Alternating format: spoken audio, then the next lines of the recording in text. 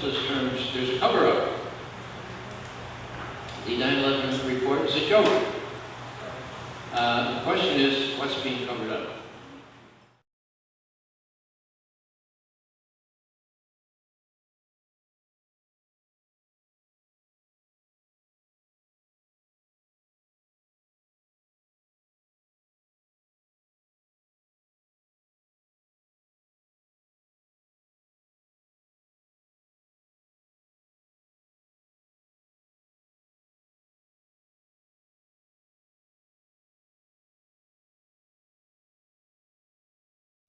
Good morning.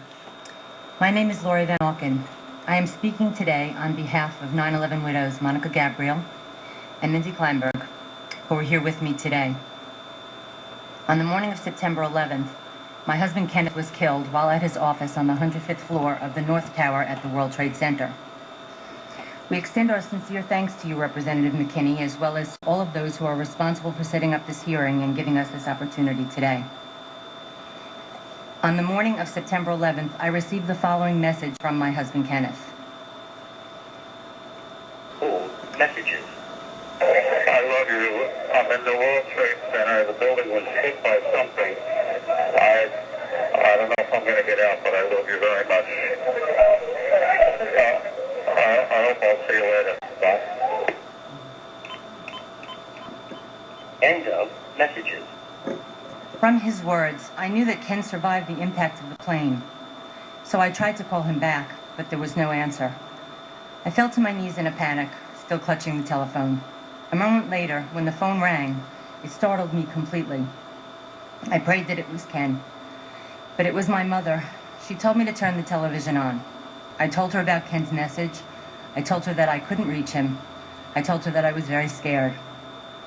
I watched the TV in utter horror as black smoke billowed out from the building through a gaping hole the size of an airplane. I knew that Kenny was in that building. I watched as the people ran from the World Trade Center, hoping for a glimpse of my husband. Then the second tower was hit. As I continued to watch the breaking news, they showed the president sitting in an elementary school classroom, juxtaposed with the footage of the black smoke coming from the World Trade Center, along with people jumping to their deaths from the burning buildings. I screamed at the television, "Get up, President Bush, get up and do something." But he remained seated in a classroom of small children. I watched as Andrew Card whispered something to the president, and yet, still my president remained seated in a classroom of small children when our country was so obviously under a terrorist attack. In between panic and hysteria, in between hoping that my husband would get out of the World Trade Center alive, and wondering how I would ever break this news to my children, I also wondered why the Secret Service was letting the president stay in the classroom full of children. Why didn't they whisk him away? It seemed as if every target in America was being attacked. So wasn't the president, the leader of the free world, in danger of being fatally attacked as well? Weren't the children who were in the classroom with the president in danger too?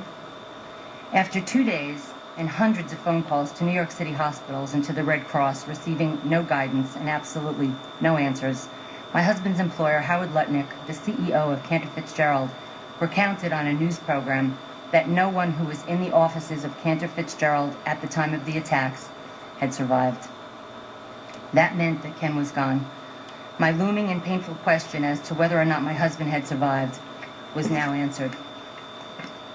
We now knew that the time for hoping was over. Our lives were forever changed.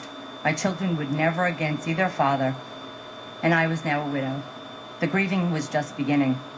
With what felt like a gaping hole in my heart, with 2 traumatized teens to now raise alone, I wondered if I would ever feel like eating or breathing again. For me, one horribly sad question had been answered, but many more questions would soon follow. The questions began to gnaw at me slowly at first. I wondered how on earth almost 2 hours could have passed with 4 domestic commercial airplanes flying around the skies of America without a response from our military. I began to Google search and read whatever articles and timelines I could get my hands on. Once I began my research into 9/11, I found it hard to leave the computer. Because I was unable to sleep and because I needed desperately to reconstruct and understand the events of 9/11, it began to appear to those close to me that I was shackled to the computer, and I have to admit, in a manner of speaking, I was. Having connected with a few other widows, It was not long before we were all researching the events, while we waited for an official inquiry into the attacks to be initiated. Then the news came. Only intelligence agency failures would be examined. How could that be? Our husbands were killed at their desks when commercial airplanes flew into their office buildings. They had no means of escaping and had practically no chance of evacuating on 9/11. The buildings that were supposedly so magnificently designed had collapsed in minutes. Why would the investigation of our loved ones' murders be limited to only intelligence agencies? What about airline security, high-rise building security, and border security? What about the FAA, the Port Authority, the Secret Service, and NORAD, all of whom were partly to blame for the failures that allowed the 9/11 attacks to occur? Didn't those areas and entities need to be investigated too? Incredulous, but undeterred, we realized that it was necessary to take a thorough and independent look at what had gone wrong on 9/11. Our children were going to have to grow up in this changed world, and we needed to make sure that this could never happen again. We knew that with the 3,000 deaths on 9/11, there remained thousands of questions that needed to be answered. So, we fought for the creation of the 9/11 Commission, and with all of America by our side, we finally won that battle. The commission was passed into law in the autumn of 2002, and by January 2003, the commission finally sat down to commence its very important work. The 9/11 Commission's report is 1 year old today. This report was supposed to provide the definitive account of what had transpired on September 11, 2001. We hoped that our thousands of unanswered questions would be addressed and answered. Yet incredibly, we have found that the Commission's definitive final report has actually yielded more questions than answers. Moreover, there are still so many areas that remain unexplained or only vaguely touched upon by the 9/11 Commission, so much so that it was quite difficult for me to decide where I should start my testimony to you today.